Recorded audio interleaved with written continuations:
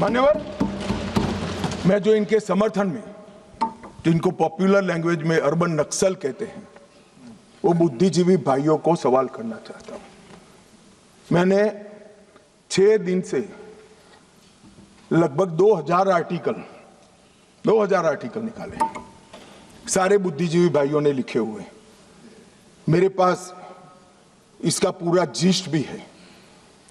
ये सभी आर्टिकलों में सभी आर्टिकल हथियार उठाकर घूमने वाले माओवादियों के साथ चर्चा करो, वो न्याय के लिए लड़ रहे हैं, उनको मारना नहीं चाहिए, इनके प्रति सिंपैथी होनी चाहिए, सरकार विकास जल्दी करे, इस प्रकार के। एक भी आर्टिकल जो 8 साल का अबूझ बच्चे को उठा ले जाकर हाथ में हथियार पकड़ा दिए, इसकी मां के लिए नहीं है। मान्यवर, एक भी आर्टिकल अपने गांव से खेत में जाते हुए किसान का पैर उड़ गया और पूरा जीवन दिव्यांग बन गया, इसकी सिंपैथी के लिए नहीं है।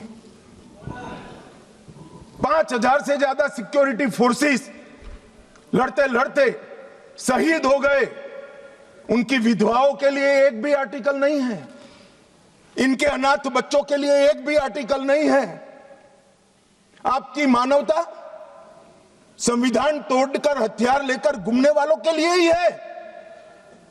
इनके हथियारों से जो नागरिक मारे जा रहे हैं, इनके लिए आपकी मानवता नहीं है।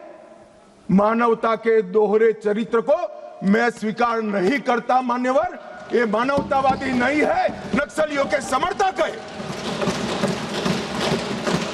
अगर मानवतावादी होते तो वो किसान का पैर उड़ गया, इसकी भी चिंता होगी। वो अबूझ बच्चे से इसका बचपन छीन लिया, इसकी भी चिंता होती। मान्यवर, वो हाथ में हथियार लेना नहीं चाहते, गरीबों के हाथ में हथियार दिलाकर अपनी विचारधारा को, अपनी आइडियोलॉजी को पनपाना चाहते हैं, मगर उनके भी दिन लग गए हैं। स्पष्टता से सुन लीजिए, ये पूरे देश में अब जागरूकता आई है। और क्या हुआ है, पूरा देश आज सुन रहा है, पूरा देश आज समझ रहा है। मान्यवर, मैं आज एक और बात बता दूं। किसी सदस्य ने जिक्र किया सलवा जुड़म का, और कांग्रेस के नेता और सारे लोग, मैं नाम देना नहीं चाहता वरना फिर से खड़े हो जाएंगे। मान्यवर, सलवा जुड़म का जजमेंट जो है, इसका पक्ष लेते हैं।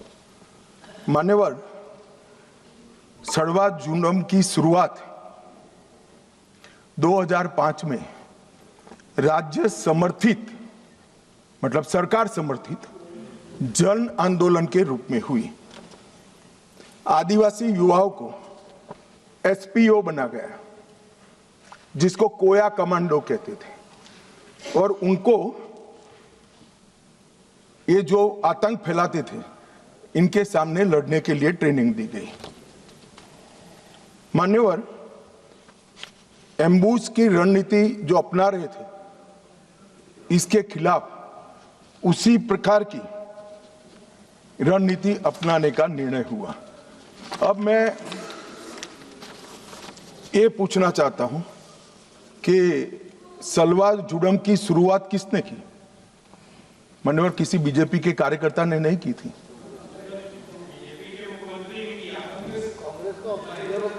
श्रीमान कर्मा ने किया था, जिनको नक्सलियों ने मौत के घाट उतार दिया, और वो कांग्रेस के नेता थे। मान्यवर, 5 जुलाई 2011 को सर्वोच्च अदालत ने नंदिनी सुंदर और अन्य लोगों ने एक विवाद दायर किया, और सुप्रीम कोर्ट ने जस्टिस सुदर्शन रेड्डी के नेतृत्व में तय किया कि नक्सलियों के खिलाफ राज्य की ये लड़ाई गैर कानूनी है, और तुरंत ही इनको हथियार वापस लेने का ऑर्डर कर दिया। परिणाम क्या हुआ मान्यवर? उनके हथियार वापस लिए गए, नक्सलियों के हाथ में हथियार थे, इन्होंने चुन चुन कर सलवा जुड़म में जुड़े हुए लोगों को मार दिया मान्यवर। और वही सुदर्शन रेड्डी विपक्ष का उपराष्ट्रपति पद के प्रत्याशी बने मान्यवर। कांग्रेस पार्टी जो कह रही ना हमारा क्या लेन देन है, ये लेन देन है। जो देश की कानून और व्यवस्था में मानता है वो सुदर्शन रेड्डी को कभी अपना प्रत्याशी नहीं बनाना चाहिए मान्यवर। हमारे यहां न्याय तंत्र की व्यवस्था है, जो जज बनता है उसको तटस्थ माना जाता रहे, ये हमारे न्याय तंत्र की आत्मा है। मगर कोई व्यक्ति जज बनकर अपनी व्यक्तिगत आइडियोलॉजी का उपयोग कर संवैधानिक कपड़े पहनाकर अपनी आइडियोलॉजी को ऑर्डर में कन्वर्ट कर हजारों बेगुनाह आदिवासियों की जान जाए ऐसा फैसला देता है, तो मैं इस जजमेंट की घोर निंदा करता हूं। और मैं उन लोगों की भी निंदा करता हूं जिन्होंने उनको वोट दिए, प्रत्याशी बनाए। मान्यवर, आइडियोलॉजी जनता के भले के ऊपर नहीं हो सकती।